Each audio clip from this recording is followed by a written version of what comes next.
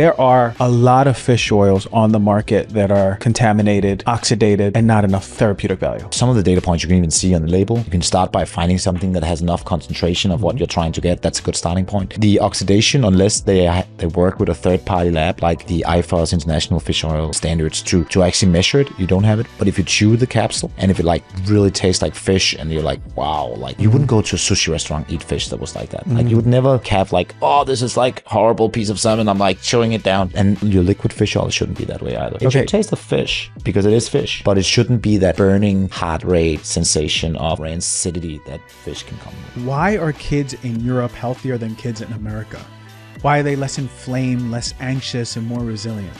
And what role do food, parenting, and supplements actually play? Well, today's guest is Oliver Amdrup. He's the founder of the science-backed supplement company Puori, one of the leaders in transparency and purity in the world. And in today's episode, we dive deep into why kids in America are falling behind and what European parents are doing differently. What are the biggest environmental toxins sabotaging children's health? Oliver's touchstone product at Puori is omega-3s. And he goes over how to spot a poor quality fish oil. There's an at-home test that you can do that will spot if a fish oil is rancid. Also, he teaches us what labels to look for when you buy a fish oil, as well as what to look for on supplement labels to protect you and your family. We also learn about why the supplement industry is the way it is and why so many companies out there are tricking you with greenwashing and lacking transparency. We also go over Oliver's #1 tip for building healthy kids from day one without going to the extreme. So if you're planning on raising kids, trying to undo your own childhood blueprint, this is for you. If you're into supplements and want quality supplements and want to know what to look for, this is for you. From kids to supplement quality, back to kids, we are diving in with Oliver. Ooh, what an exciting podcast we have today. I have Oliver from Puori. A lot of you have been seeing in my stories and in these ads in the podcast that I've been working with this company for a long time because you know I'm crazy about transparency. Puori is one of the most transparent companies, and we have the founder. Oliver, welcome to the show, man. Thank you for having me. Man, you are so about purity. It's been a long journey and so are you. That's why we're here. Yeah, that's why we're here. We're going to go into teaching the audience not only about purity in products and what to look for and why the industry is a mess sometimes. Sure. We don't know where to find good products or if this is good or not good. And also kids. We want to talk about kids' health. A lot of parents out there. A lot of parents out there. And you got a lot to say. I have some to say at least. Okay. I'm still learning. I think we're all learning mode here. So before anything, let's ground. We got to ground. A lot of viewers and listeners, they're having a crazy day. I'm sure you had a crazy day. Let's put our feet on the ground. Oh, and relax the belly. Just relaxing the belly and noticing the feet and the legs and the arms and the shoulders. If they're up, tight, contracted, just inviting them to relax, chest relax, neck relax, back, feet. And as we relax the belly, we can feel our butt on the seats, or if you're standing, your feet on the ground, but just focusing on where you're grounded most. Kind of feels good to come back in the body. We're grounding ourselves so we can receive this information from our bodies, from our heart, really feel it. Take a deep breath into the belly through the nose and breathe out through the nose gently.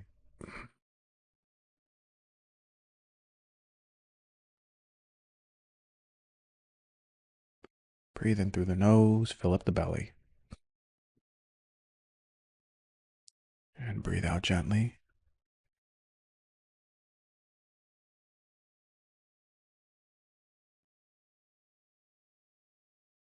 Two more. Breathe in. And breathe out. Feeling your feet on the ground, your butt on the seat. For the last breath, filling up the belly. All the way. And breathe out through the nose. Feet on the ground. Butt on the seat. Slowly open up our eyes, orient ourselves back into the room, and we are back. That feels nice, right? Feels so nice. Right? Yeah. We need those moments. Would We- that take 2 minutes? Yeah. It was amazing. Yeah. 2 minutes, and we're like, whoa. Okay, now our system is back, and our nervous system needs that. I've listened to a lot of the shows where you're doing this, so I appreciate being there. We do it also in our team at the office, even in big groups and before management meetings and so on. Oh, And it great. just like takes the entire room to a different, atmosphere, right? Yeah. Yeah, and everyone's cohesive, everyone's co-regulated, ideas can flow. That's the true like essence of a good company, man. This is amazing. Thank you. Awesome, Thank you for doing man. that. Yeah. Okay, so look, you've been in this industry since 2009, Yeah. right? Mhm. Oh, Puori had opened up, and I really wanted to speak to you on the show because your heart is in pure products, For and sure. I want to really go over what the landscape looks like in Yeah. this industry. And you have 3 kids. I have 3 kids. Yeah. Yeah, how old? 1, 5, and 7. 1, 5, and 7. This is the time for right, Oh, like to introduce clean stuff, right? if you thought like you were, obsessed with what you put in your own body, it just becomes even more crazy when you're actually providing for someone else that Of are course. so dependent on what you do and what choices you make. So a lot of young parents on here, so we're going to Oh, be for talking sure. to them too. I got some quick rapid fire questions before we go deep into the interview. Yep. Just quick answers so we can really start getting a feel for like what's coming. What's the scariest thing that you've discovered about kids' food products? I could go on forever. That I think that just the boatload of things that we actually know is bad for you is in products that are marketed to kids, which is like part of all their, traditions, birthdays, gatherings, and so on. It's all revolving around, unfortunately, some often horrible food choices. Yeah. The food colorings, the high Colorings, the high sugar, sugar, the crazy processed sweeteners, and all of that sweeteners. stuff. Yeah. Just like making everything so crazy palatable. Yeah. What's one change parents can make starting today that you think can dramatically improve their child's health? I think what we find out when we get kids is it's so hard to control the environment, and they got to make their own decisions.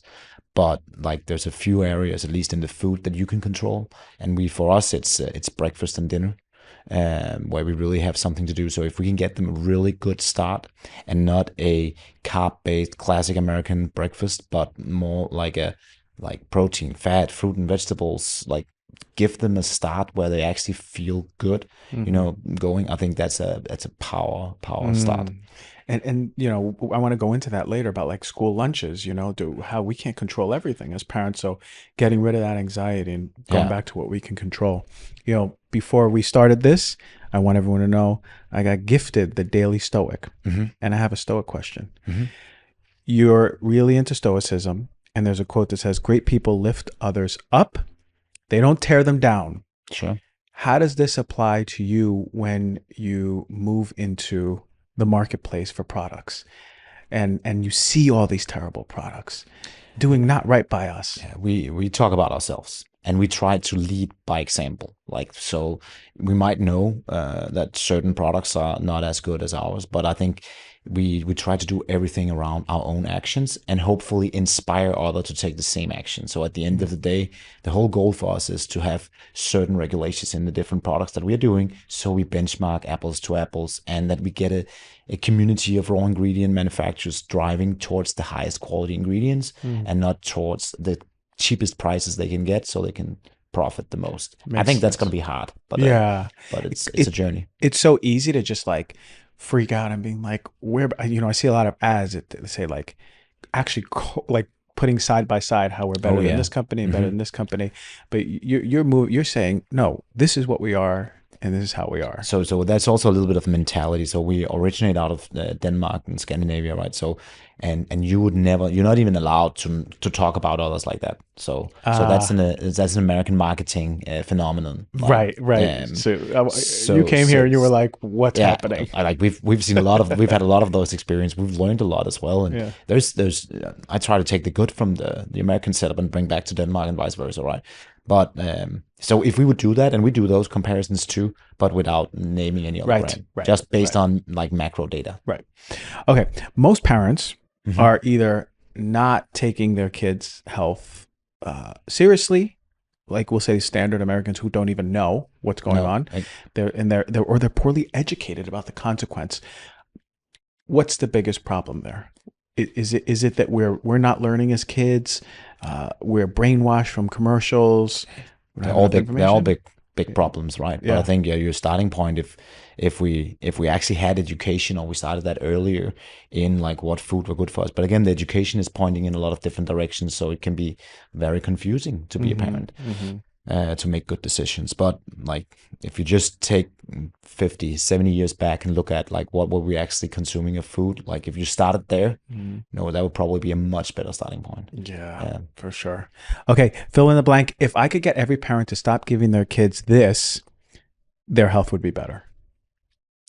I would say sugary drinks. Like why give them like a apple juice that's like poorly made apple juice, often super high sugar, blood sugar spike right out the bat, as the first thing that they get after any activity or anything. And it doesn't mean fruit juice. It could be Gatorade, like you said. Exactly. It could be very like that would be probably even crazier. But even the fruit juices, like the high sugary fruit juices, because they are like just try to give them water, and that they're thirsty. They'll drink water. I'm going to tell you something. When I was young, I don't remember drinking water. No, I don't remember drinking water. I would remember drinking a lot of soda, like ginger ale or Coca-Cola or Sprite. And then I would drink like Hawaiian Punch or Capri Suns, which were like really sugary fruit drinks, and Gatorade. And okay, you can have them once now and then, but again, like 90% of your drinks should not be sweetened. Well, I was chubby, I was hyperactive. I had trouble concentrating. Like, there's much to be said about that. So I don't get why we're doing that. Yeah. So you're a dad of 3, and where do you live? I live in Copenhagen, Denmark, during most of the year, and then we live in Palm Beach, Florida, in the winter at the moment. So that's beautiful. It's very, very beautiful. You got the sun all the time, right? Not all the time. Denmark is like the winter's very long. So, and we are only there for like 2 or 3 months. How long we can actually make it happen for schools and so on. Okay. As they get older, that gets harder. As they get older. Okay. How do you navigate? So you have children in Denmark and children in America. I'm assuming that the health standards are completely different.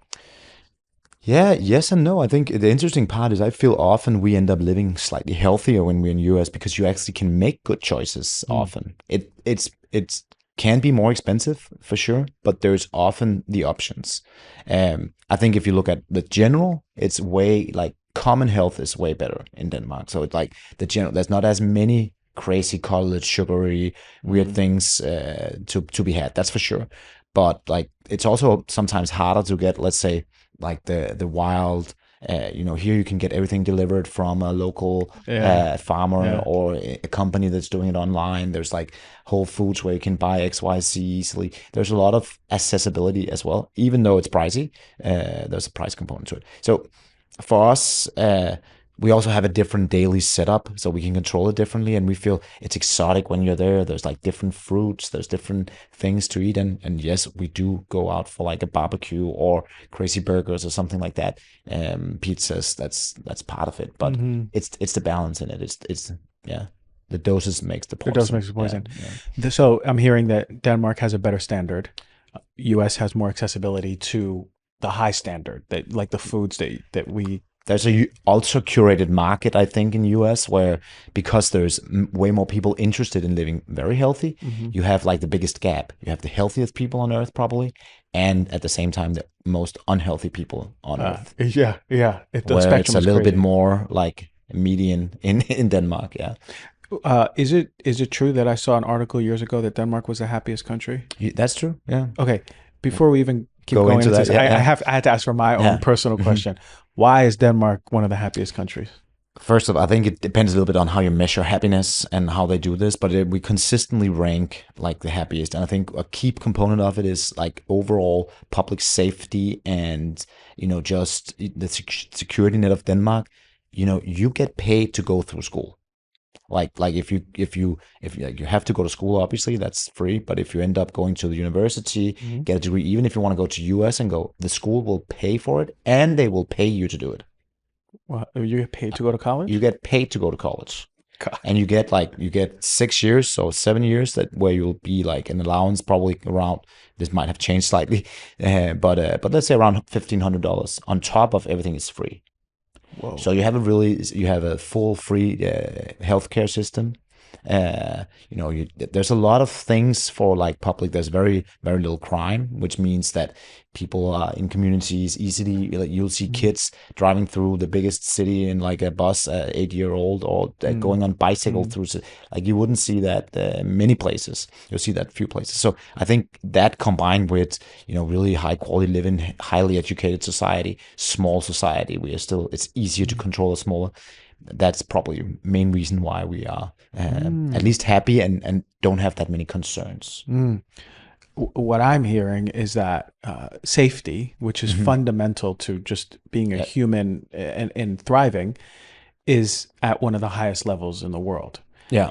Right? That's for sure. We're not having to worry about the environment when we walk out there, or our kids when we have kids in the environment. You're not scared about that in the same way. Like, you're not. Yeah. And you have community. You have community, and we have a concept that's like they're mass selling books on and like out there called hygge, which is basically Danish phenomenon of like doing things together, and like, because we have like a very long, not super cold, but like gray and dark winter, basically.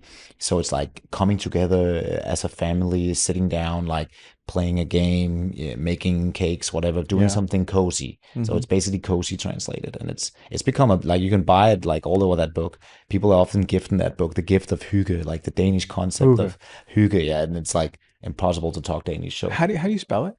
Hygge. GGE. Yeah. Okay. So I used to live in Philadelphia. Yeah. And right up the street from my home, they opened up a bar and a restaurant called Hygge. Yeah. I thought it was Hig. Yeah. But I was calling it a bar. I was like, meet me at Hig after work. Well, I'll be there, Yeah. Wow. Okay. And that's what it means. Like the cozy. That's like coming together as a little small community around something that's cozy. Wait. So I think you just gave a name to my favorite thing in the world. I actually enjoy winters. And sometimes I want That's rain. because you're in LA. I'm in LA.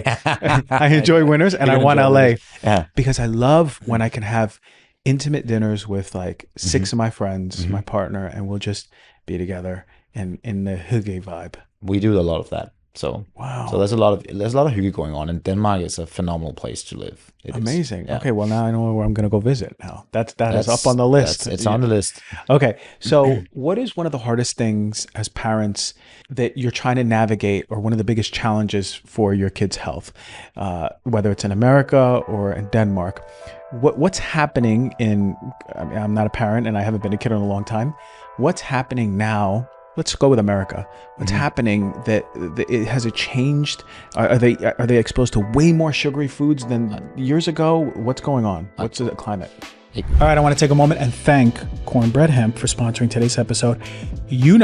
After these long days of recording and researching for this podcast, winding down can really be an issue, especially if I have a late night doing these podcasts and then I'm still wound up. So I know right around 8 o'clock, I ate around like 6 o'clock.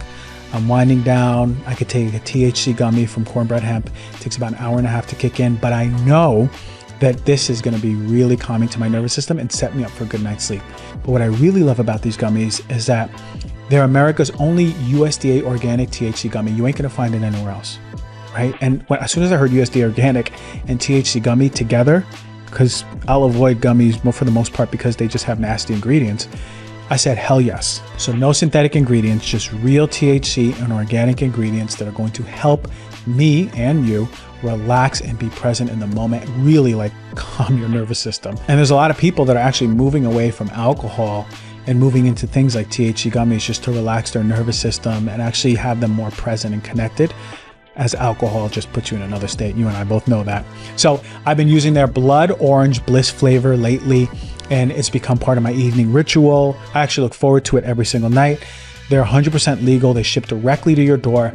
Plus everything is third-party tested, which is a big reason why I went with this company for safety and purity, which as you know, is something I always look for when I recommend a product. And right now, you, the Heal Thyself listener, can save 30% off of your first order. Just head to cornbreadhemp.com/DRG and use the code DRG at checkout. That is CORNBREADHEMP.com/DRG and use the code DRG. Cornbread Hemp. This is the good life.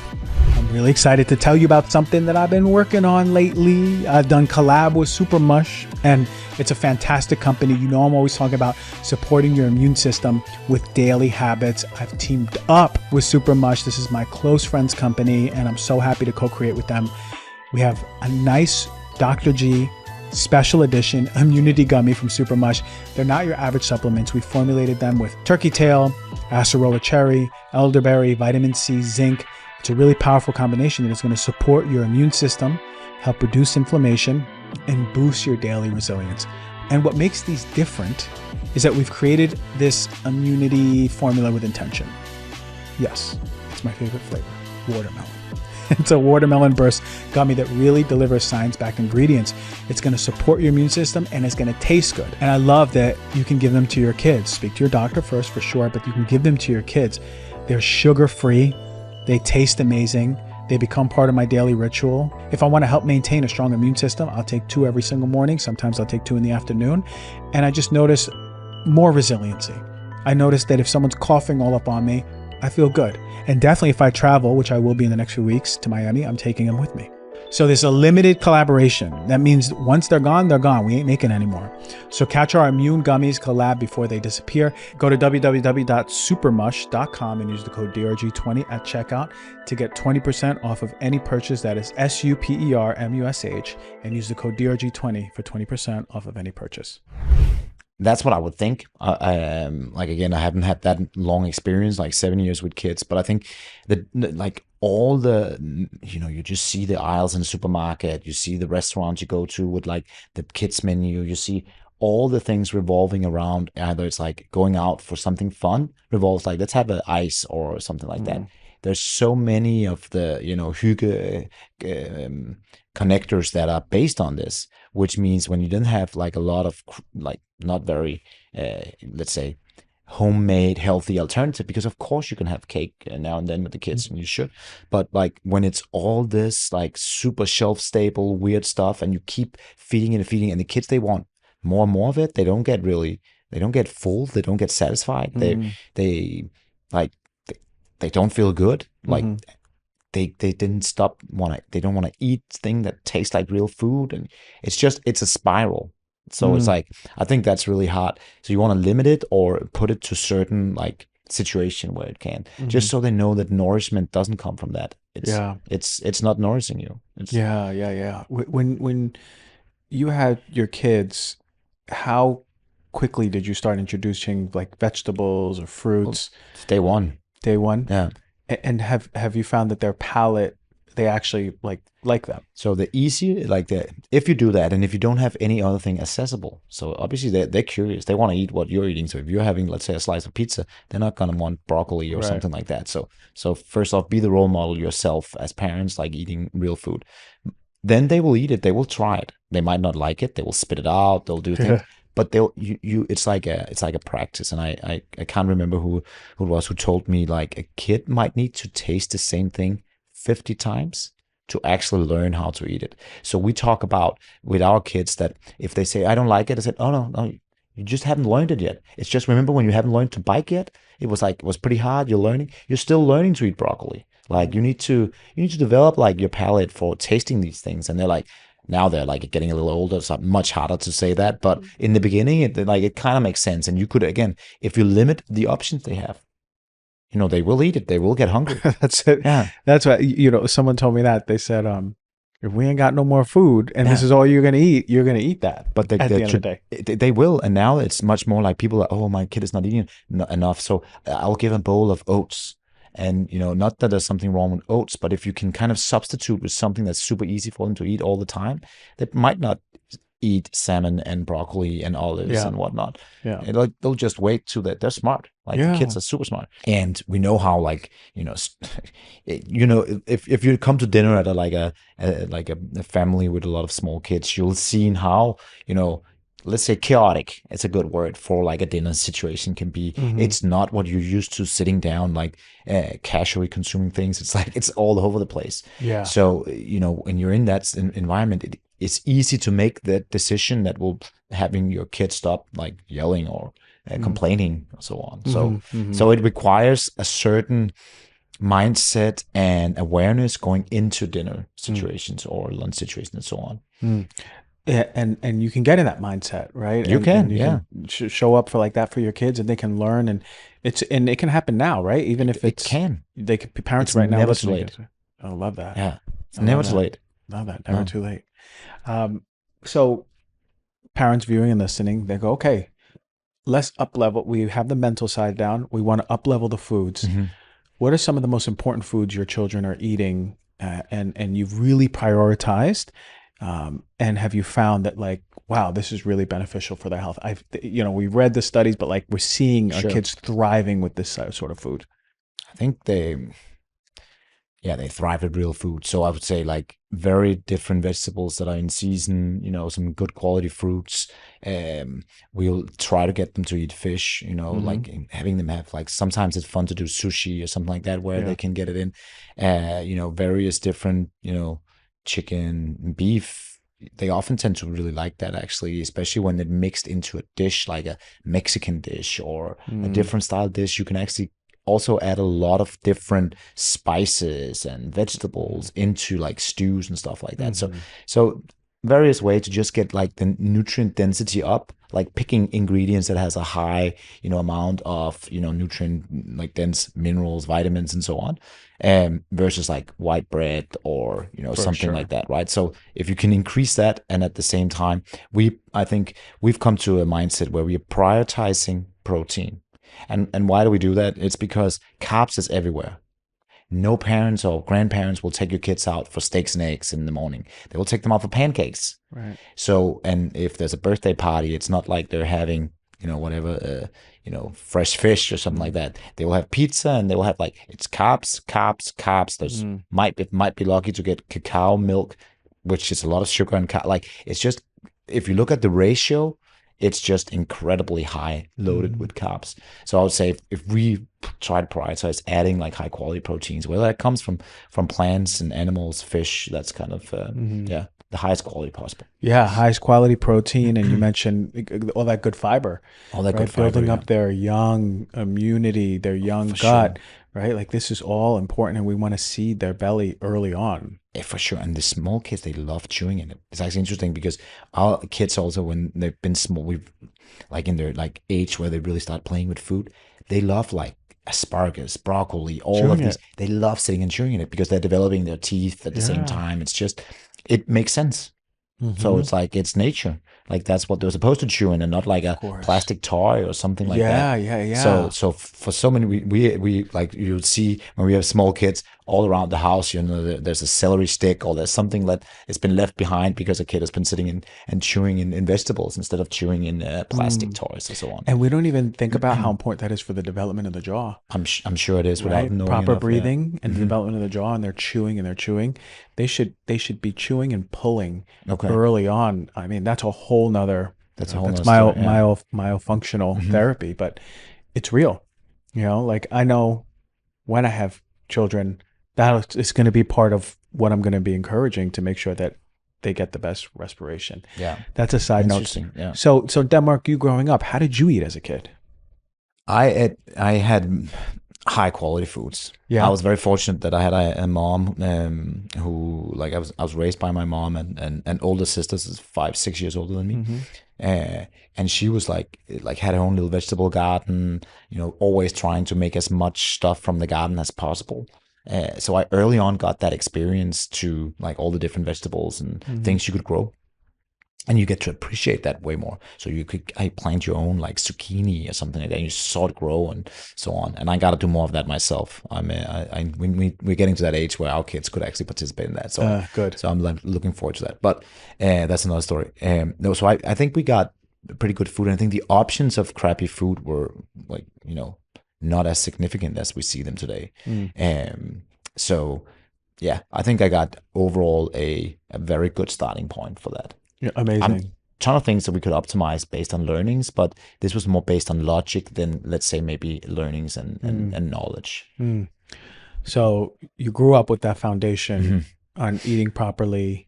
I know you were really into fitness, right? So that kind of like reinforced healthy lifestyle. So it seems to me that you've always had a healthy lifestyle since you were young. I think so. Yeah, I think I was blessed with a very good starting point. Amazing. And at what point? And then 2009 comes, and at what point do you go? Well, I want to create a supplement company. That came out of like a deep frustration. So it was pretty interesting. So we were in like, I had started a training app, a gym, and I was like really passionate about health and wellness. That was my thing.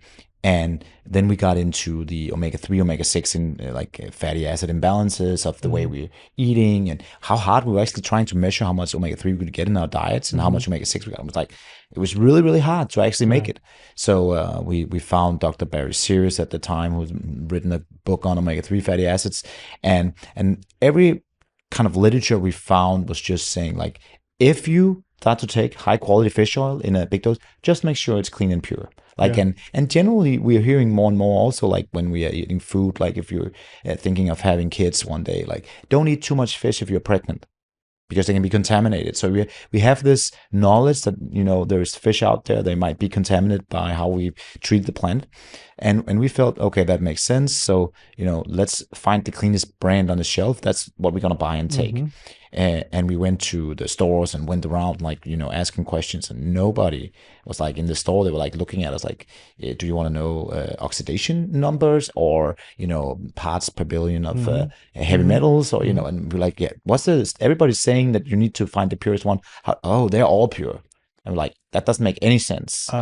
So we were like, that's so weird. And especially in that time, and I used this, and now everybody in the fitness community was disagreeing on something, like whether it's like the diet style or the training. There's so many different routes to good health, and there's never like just one path that like fits everyone, whether it's like vegetarian, vegan, keto, you know, like there's so many routes. And in this, everybody agreed.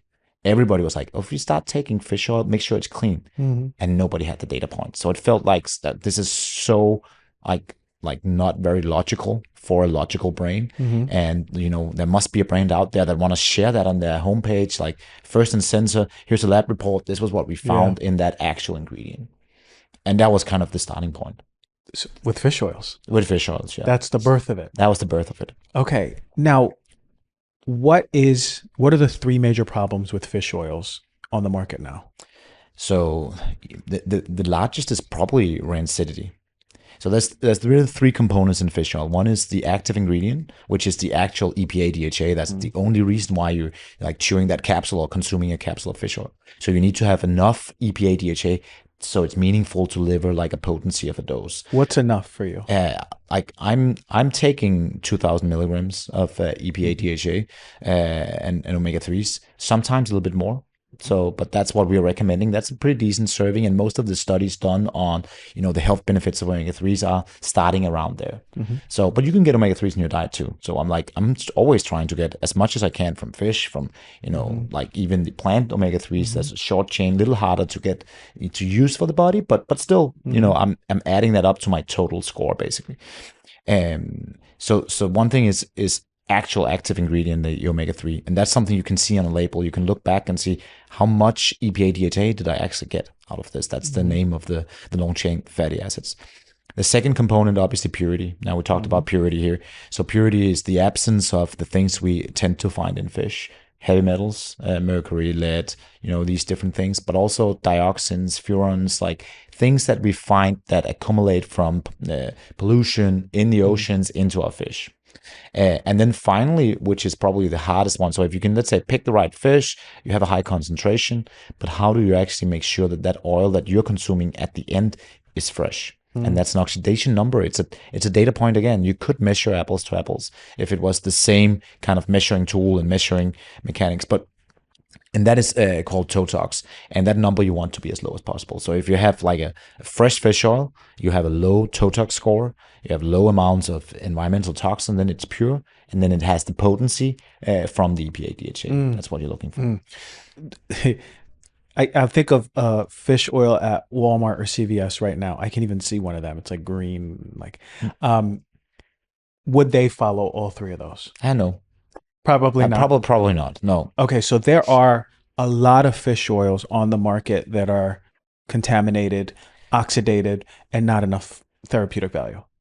for sure. Like that's the unfortunate. Like you can like some of the data points you can even see on the label. You can start by finding something that has enough concentration of what Mhm. you're trying to get. That's a good starting point. The oxidation, unless they work with a third party lab like the IFOS International Fish Oil standards to actually measure it, you don't have it. But if you chew the capsule, and if it like really tastes like fish and you're like, wow, like it's like an odor, like you wouldn't go to a sushi restaurant eat fish that was like that. Like you would never like have like, oh, this is like horrible piece of salmon. I'm like chewing it down.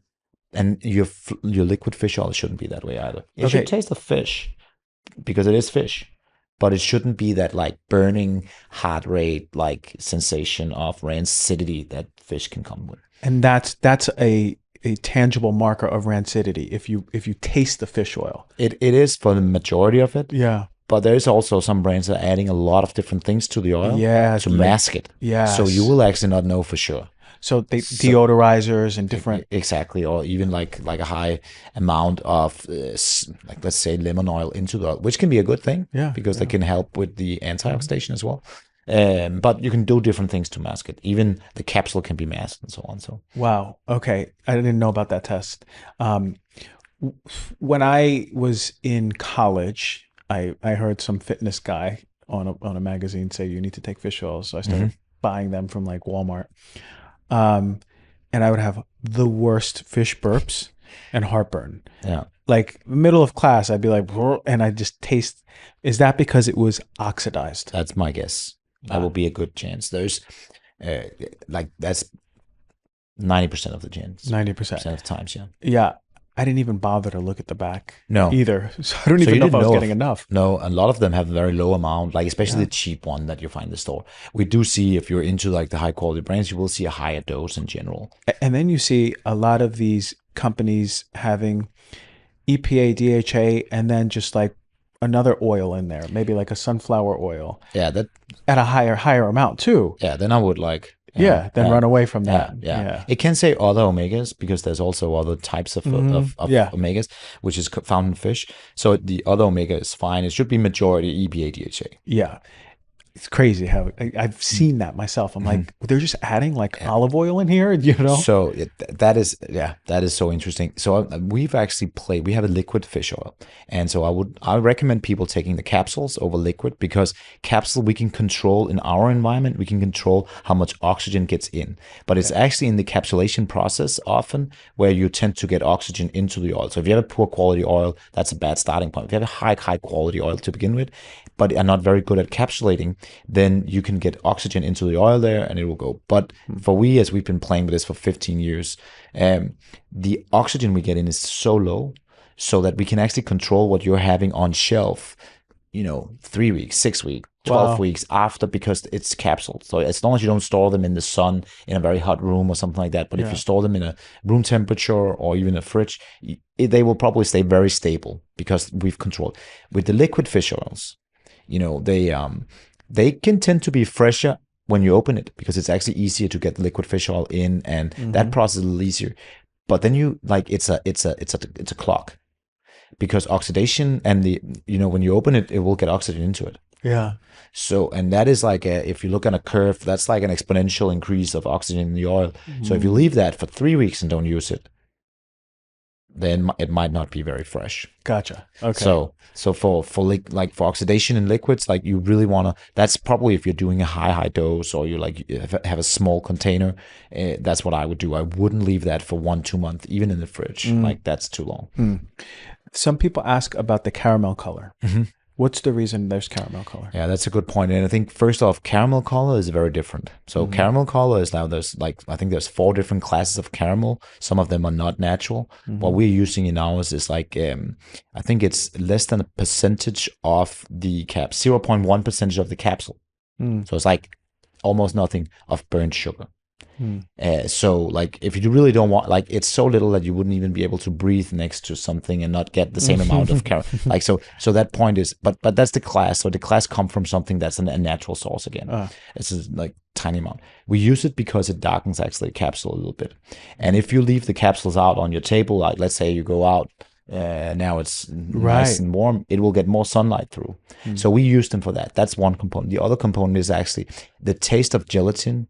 So we played, when we added that little bit of, it became a little bit less of a cowy taste to it. So we played with that, and we play with a drop of lemon oil in our gelatin. So they actually, when we're playing with it, we've added these two things, and we feel it's a more palatable, better experience. Yeah, it's so easy. Those are the main reasons. But you could do it. Yeah, it's easy. Yeah. So and I'm worried about all these different like weird flavors and weird things for sure. And we get the question in Europe, you can't make all these weird caramel colors. Yeah. So it's not a thing. So when we came here, obviously the same with natural flavor, which is another classic question we get. Right. In Europe, natural flavor has to come from a natural concentrated ingredient. So it is just a little bit different. Crazy how the standards are a little bit different, huh? Yeah. So the company basically doubled its growth recently, right? Over time. So you guys have blown up, especially in the health and wellness space, because there is, the way that I see it is like there's an early, oh wow, like what are vegetables, and probiotics, you know? Yeah. And then there's people who are like, I've been doing this for years and I'm demanding high quality. And I think that you guys have really stepped in there and really, like, we're transparent and we make good products. Have you found that over the past few years, people have actually been demanding more transparency? Oh, they have. Yeah, but even those everyday people, because they're hearing more about it. Okay, wow. And you've put yourself in a position to be like, hey, listen, we're open about everything. We've taken what, as the only brand now since 2018 with Clean Label Project, all the supplement brands that they certify, we've taken what they call the transparency promise or the transparency pledge, which means that there will be no product of ours available in the market without a third-party data report on environmental toxins, active ingredient, the things that are key for that type of product. So that is definitely something we're driving for. We think should be the standard, because then we could measure up against each other on data points. Of course. Driven by a third party, not driven by, there's certificate of analysis that can vary quite a lot, what we see from the different manufacturers we get from. So we always trust the same lab and like going to the same place, just to, don't have that issue of standard, like, or measurement difference. So that's why we also want it to be a third party and not just like the company doing it themselves. I think it's a great starting point when you start to see companies doing it themselves and publishing on their website. But that's for the transparency side. I think for us as a brand, we joked about, we were a little bit, we were not like tip of the spear, we were ahead of the spear. We were like, it was too early. There was not enough people talking about it when we started, and like we were showing our lab reports and people were like looking at us, and we thought we could just build a product and go to the store and they would like love to sell it because it's so good, right? But that took time. But now the consumers, because of social media, because of people that are getting into it, they're actually demanding more and they're seeing more, they're getting better educated. They also get confused for sure because there's so many different directions of education, but I think again this is something that is basic, simple data point, something we as a human species should be able to eliminate. When you go in and buy fish oil or protein powder in a high quality store trying to do something good for you, we're not talking about you're in like a fast food chain trying to like gulp down some food, like you're actually buying something for yourself. That's where we shouldn't have a risk of a side effect, that's contamination. That will be, it feels so, counterintuitive, right? Yeah, absolutely. And, I got to thank you for putting those products out, man, because like, appreciate it. Yeah. We don't have to, I don't have to think about fish oil. Nope. I just know, I just know, okay, well, it's a Puori fish oil. So of course I'm going to get the B vitamins, the creatine, the protein powder. It's just a standard. Yeah. I wish most companies were there, and I wish there was a lot stronger standards out there. So even if we go to Target or Walmart, we know that at least it hits a standard. Exactly.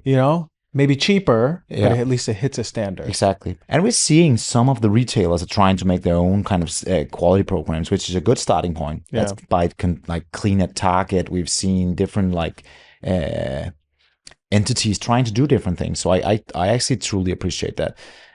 Still, there's a few things, and I think the best example we've seen recently is baby food. Because baby food, we found the same issues, and not we, but like all the different organizations out there found the same. Wow, I can actually go down and buy a baby food product with 4 times the amount of lead in, like that you should have in drinking water for an adult. That's probably not good, right? So these standards that were actually created, and now in California, you have like the AB 899, I think it's called, which is basically means that all baby food, if you want to sell in California, need to have a third-party validated data point on heavy metals. So, and when we jumped 10 years back, we had these issues, and now 10 years later, we actually starting to see like regulatory standards like that, like even like that's a layer much deeper than Proposition 65, which is the Californian standards are set, because now you actually have to have like a code so you can show the data point. Yeah. Whoa. Okay. So it's changing. It's changing, and then means that if baby food can do it. Yeah. Protein powders. Let's start there. They should be able to do it. Right. So what is the problem with protein powders right now? I think there's the biggest issue we've seen recently in these studies has been contamination of heavy metals. So we're seeing, and you also got to think that when, let's say you're taking a D vitamin, it's a small capsule, it's a again, dose makes the poison. When you're taking a powder of 30 grams or 20 grams or 40 grams, you're getting quite a lot. Yeah. So it's also easier to get above Proposition 65 on certain things, right? So that's definitely one point. That's also why we should start there, especially when we go out and see like a study like the Clean Label Project did. 83% of America has protein powders. It's not a small study. It's a very representative study. 83%. Half of them, nearly like 47% of them, was above Proposition 65 on heavy metals. So it's not it's an issue here and there, or it's like it always comes from this. We saw it in whey products. We saw it in plant proteins. It was like, so here's the thing. We saw it worse in plant protein on heavy metals, which makes sense because they're good at like removing stuff from the ground, which means it actually requires an even pure ground to begin with. We saw it more in certain flavors as well. So cacao products, I love cacao. I think it's a phenomenal, like, hygge thing again to come back to that, but also just like it's just a great flavor and it's full of good stuff in it. So I would love to use a lot of cacao as part of the flavoring. But cacao is also really good at removing cadmium and lead out of the ground, and it grows areas where there tend to be more cadmium and cadmium. So lead and cadmium. So I think these are areas where we need to start. Like protein powders, unfortunately, has a high amount of heavy metals, and I think many people are not just taking one serving. Protein powder. A day. Then you have athletes or some that's taking like several to like hit the protein goals, or to help in their lifestyle. So I think when we see an issue that's so big, it's not like a fluke. Like it's a real industry issue. That's where we should go in and implement what we've seen in California with baby food. Let's get a regulatory body to actually implement heavy metal standards on protein powders. Yeah. And then maybe Nexus Cacao, right? Nexus Cacao. Yeah. Then exactly. Huge one. All our chocolates, all the Coffees, different things. matchas, all these things. Exactly. Yeah, rice, I love that. And then we'll take them step by step. So first up, transparency is about finding the issues. Then we human people, we are good at coming up with solutions. So I totally believe, and the consumers, they want it. Like, you do not want like a big dose of lead in your protein powder, like when you're doing something good for you, like you are now in a good workout routine, and I'm like providing you with a protein powder. The last thing that you would want was that you found out later that you've been consuming boatloads of heavy metals in that. Oh God! And you said the whey protein too. Yeah. It's not just a plant protein. It's not just a plant. The whey did way better, yeah, I think we're still like around 23 or 25% of them. That's crazy. Right? It must be from the ground, I guess, the ground, heavy metals, and going into the cow. So I don't know the data points underneath. They didn't release that in the study. So I think you could also, could it be where it's, one thing is where it's sourced, but could it also be like the flavoring component, what does that play in? Is it, so I think, but again, back to it, we don't know. We don't know. Because we don't have a data point. We don't have a data point. So that's back. So we're pushing with the Clean Label project, obviously, that more people take that transparency pledge. We've seen more brands certify themselves under the Clean Label certification. But as we unfortunately see with raw ingredients, having like a random check of 1 to 2 batches a year. I was the other day, we came just from Dave Asprey's biohacking summit. So we've been standing there and talking with a lot of people. It's been a lot of fun.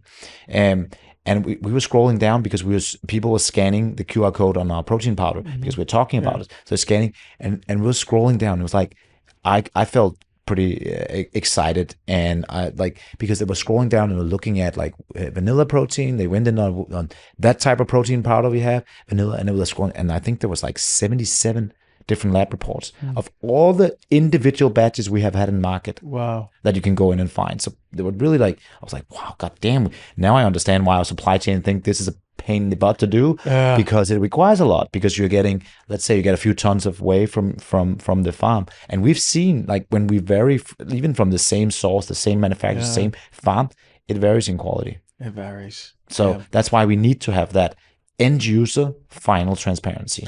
Well, that's what happens is, and this is where I feel for the brands too, because I know that a lot of lawyers will open up random time a batch, like a bag they'll buy it from like a Air One or Whole Foods, test it randomly, and then it goes above like Proposition 65, which for everyone viewing or listening is just a very rigorous standard for heavy metals, for sure, and other chemicals, but we're talking about heavy metals in this.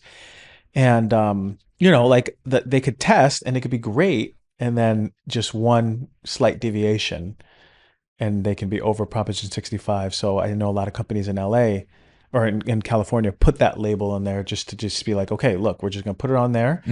It's 90% is going to be under. And are you starting to see that label come on? Yeah, for sure. Oh yeah. I see it. I was working with a company and they say, look, most of our products are under that, but there's lawyers that go out for these like class action things, and they just test it, and as they just they're looking for one that's above. For sure. And it's such a headache, I can imagine. Which is another, if you didn't have your own third-party data, you have to have your third-party data. You just have to keep running it. You keep running it, and you keep up against also your suppliers. Yeah. Because again, like you can never get everything from one field the rest of your life, whether it's peas for pea protein or whatever. So if they know, all the suppliers know that when we are asking for ingredients and raw, we'll take that like test batch in, we'll throw it in the lab first, and our lab see the data points, come back, okay, it looks pretty good, move forward. If it's Clean Label Project certified, is that like a standard to test the batches like this, or no? So that's when it's transparency. That the transparency certification, then everything is tested. Transparency certification. Yeah. That's the only. Unfortunately, we're the only brand having that in the Clean Label project. So there's no other brands that have gone full transparency. The other brands that are certified, that means that Clean Label project, they will probably pick, I think it's 1 or 2 products a year, and they will take randomly, and they will throw it into their labs, and they will validate. And if they live up to the standards, they will be certified. So that's how certifications normally work. Very few certification is full transparency, right? Like full scan. And that's where when we have an issue where raw ingredients vary this much, I don't think it's enough. I think it's a great start. But from our own knowledge, from our own raw ingredient knowledge over 15 years, it's not enough. There might be certain ingredients when we say, okay, we don't need to test this every single time in raw, like the raw product when it comes in. But let's say cacao. We know now that when we get cacao beans to blend with our protein powder, we always do a test first of the cacao beans coming in. So we know that. That's a little extra security measure, because if we have blended it and it was something in, we also wasted all the good whey, all the other stuff we did. So we're and the effort into it, so it becomes very costly. But we do not necessarily need to do that individual test on something where we very rarely see any issues. Let's say a magnesium, where they don't see the same amount of contamination in raw. So we can do that in the finished product and feel fine. And if we do sometimes find things that was not supposed to be there, then we can at least only have that to a limited stock that you're either eliminating or you could dilute it. So that's another way of this is all really interesting, and I love like viewers and listeners kind of learning about the industry, Mhm. like where's the differences and where's their risk. Um, would you recommend someone just buying a product, third party seller on Amazon? It depends on the brand. I think you Depends on can the brand. still look up the brand and find out what it is. Mm-hmm. I buy stuff from other brands Mm-hmm. too. So I think that depends on the brands. But Depends I on the brand. say I always ask consumers to do the research. Yeah. Do Yeah. some research, check, like use different certification. There's also EWG when you're buying other stuff. Yeah. There's and again, I will also always buy organic if I couldn't find, let's say a transparency certification. And unfortunately, you can't on many. And even though we know, let's say for chocolate, I would still buy the organic chocolate because at least I know there's no pesticides Yeah. involved in that. Yeah. There might still be heavy metals because organic It's not certification going to doesn't check. test. Yeah. But that's another way we could go. Maybe organic could start testing for that, and that would be part of it. I So there's wish. there's pushes, right? There's Yeah. movement here. You want to create more of that policy where it changes, it progresses. Exactly. I mean, I don't, to this day, I don't understand why USDA organic still doesn't test for heavy metals. Like No.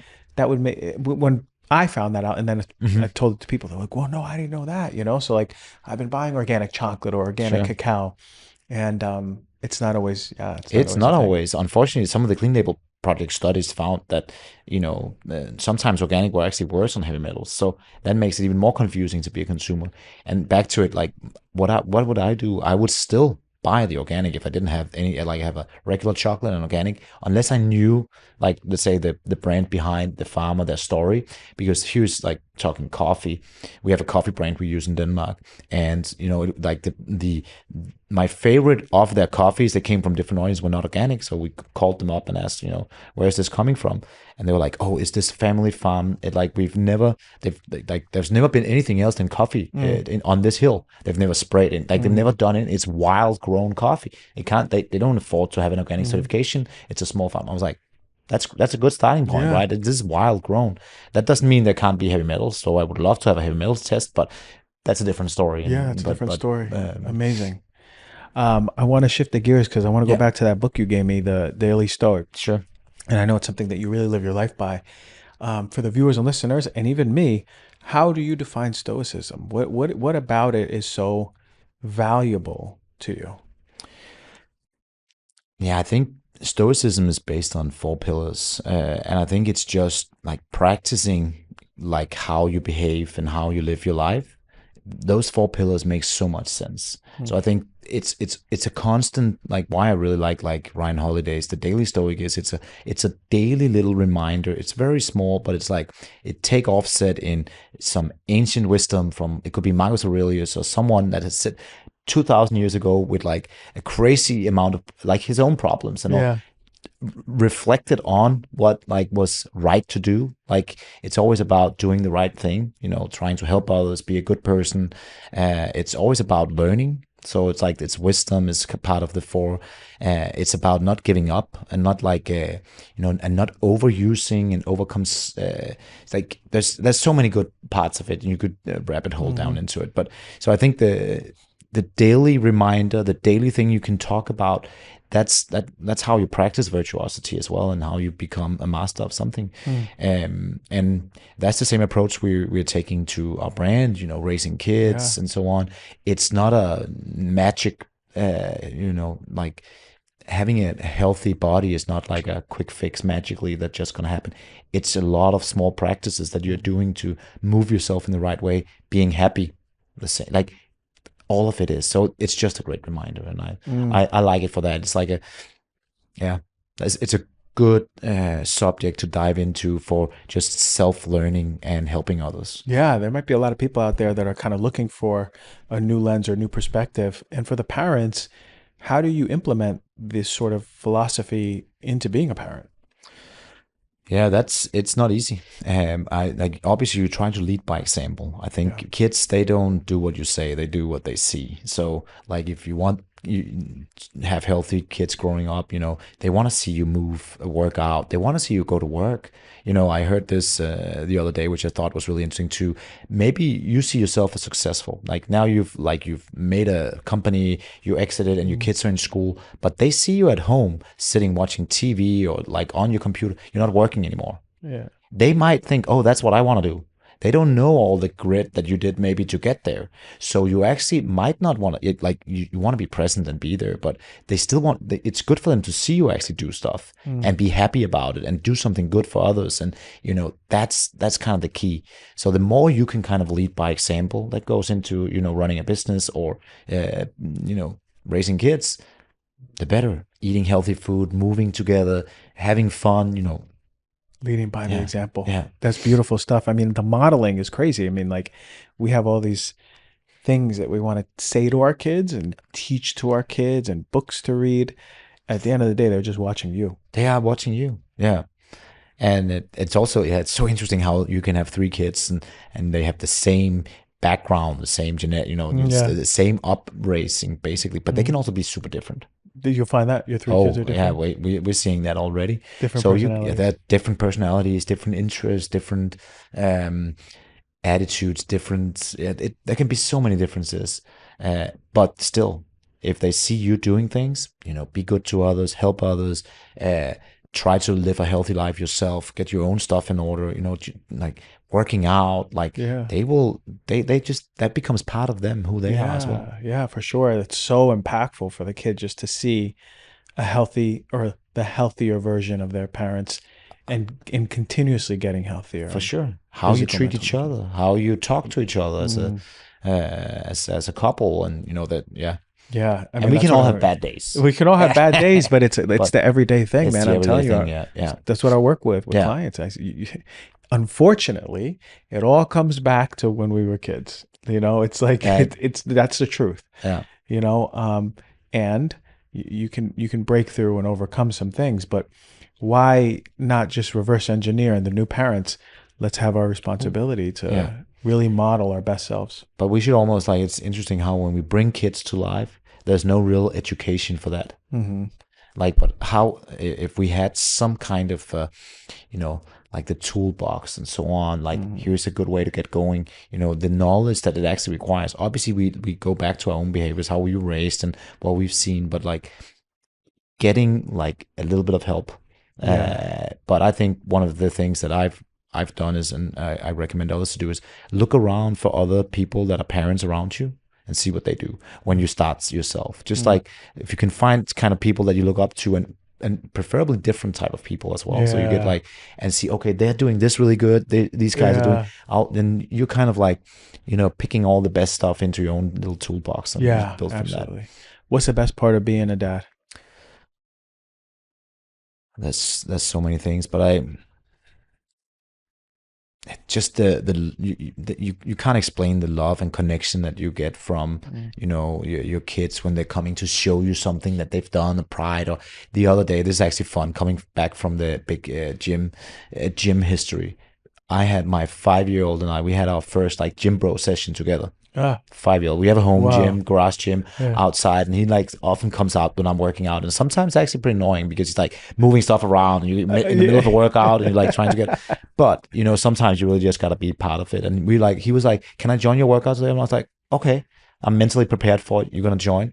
We had his little sister in a swing outside, and she was actually sitting in a swing almost for an hour, like a baby swing. And like, so we could just push her, and we were doing like, we were standing in just our shorts, he didn't want to have his shirt on either. Like, and we were doing like, he was doing like a 1 kilo, like a half a pound, like a 2 pound dumbbell, clean and jerks and pull-ups. And he was like going on to write on the whiteboard, Dad, how do you spell pull-up? And he was like getting that. No way. I'm doing 5 10 years old. Wow. Yeah. So we were like, we were like hanging around, listening to music. He loves EDM. He loves like hardcore house music. A 5-year-old. It's like, yes, we played that sometimes when working out, but that's back to, he's listened to that. So we were just like walking around, and I had to text my wife like, you got to sneak out and take a video of this because this is so much fun. So she was like sneaking out and like taking a video of, he was like walking around, like really like, we was like dad and son doing like a gym bro session. It was a lot of fun. So we spent an hour like that. It was not the best workout of my life, but it was the